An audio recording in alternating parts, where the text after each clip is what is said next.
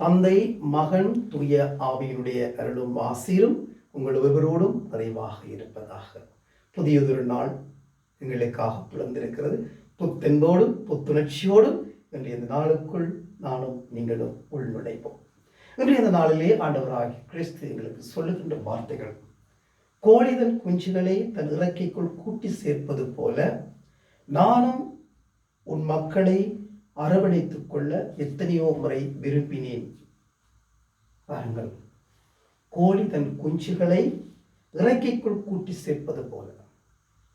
இந்த வார்த்தைகளின் மூலமாக ஆண்டவர் எங்கள் மீது பரிவு கொண்டிருக்கின்றார், இரக்கம் கொண்டவராக இருக்கின்றார். தன்னுடைய இறை பராமரிப்பினால் எங்களை வழிநடத்தி சென்று கொண்டிருக்கின்றார். ஆகவேதான் நான் ஒரு கிறிஸ்தவன் என்றால், நான் ஒரு கிறிஸ்தவள் என்றால், என்னோடு வாழுகின்ற ஒவ்வொரு கிறிஸ்தவனுக்கும் ஒவ்வொரு கிறிஸ்தவனுக்கும் அன்பை கொடுக்கின்ற கிறிஸ்தவனாக, பராமரிப்பை காட்டுகின்ற கிறிஸ்தவனாக, இரக்கத்தோடு வாழுகின்ற கிறிஸ்தவனாக, யார் யாரெல்லாம் அங்கலாய்ப்போடு வாழ்கின்றார்களோ அவர்களுக்கு மனத்தென்மையும் மன உறுதியையும் கொடுக்கின்ற கிறிஸ்தவனாக நாங்கள் உருமாற்றம் பெற வேண்டும். கிறிஸ்தவ நிலையிலே, கிறிஸ்துவுக்கு ஏற்ற நிலையிலே, கிறிஸ்துவனுடைய உள்ளத்தை ஒத்த நிலையிலே நாங்கள் எங்களுடைய வாழ்க்கையை நாங்கள் வாழ முன்வர வேண்டும். இறை வார்த்தையின் மூலமாக எங்களுடைய வாழ்க்கை மாற்றம் காண வேண்டும்.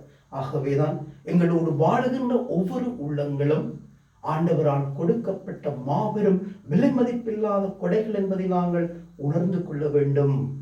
அவன் உயர்ந்தவன், இவன் தாழ்ந்தவன், அவன் பணக்காரன், இவன் ஏழை, ஒதுக்கப்பட்டவன், அவன் சரியில்லை, இவன் சரியில்லை, அவன் நல்லவன், இவன் கெட்டவன் ஒதுக்கி விடாமல் எல்லோரும் இறைவனுடைய அன்பு பிள்ளைகள். நாங்கள் ஒருவர் ஒருவரை ஏற்றுக்கொள்ளவும், ஒருவர் ஒருவருக்கு பராமரிப்பை காட்டவும், ஒருவர் ஒருவருக்கு ஏற்ற வகையிலே எங்களுடைய வாழ்க்கையை நாங்கள் மாற்றி வாழவும், விசேட விதமாக ஒருவர் ஒருவருக்கு பாதுகாப்பாக நாங்கள் இருக்கவும் வாழவும் இன்றைய நாளிலே ஆண்டவரை பார்த்து நாங்கள் மன்றாடுவோம். அன்னை மரி மூலமாக இறை அன்பின் பிள்ளைகளாக நாங்கள் வாழ ஒரு மாற்றம் வருவோம். எல்லாம் வல்ல இறைவன் தந்தை, மகன், தூய ஆவி அனைவரையும் நிறைவாக ஆசீர்வதிப்பாராக.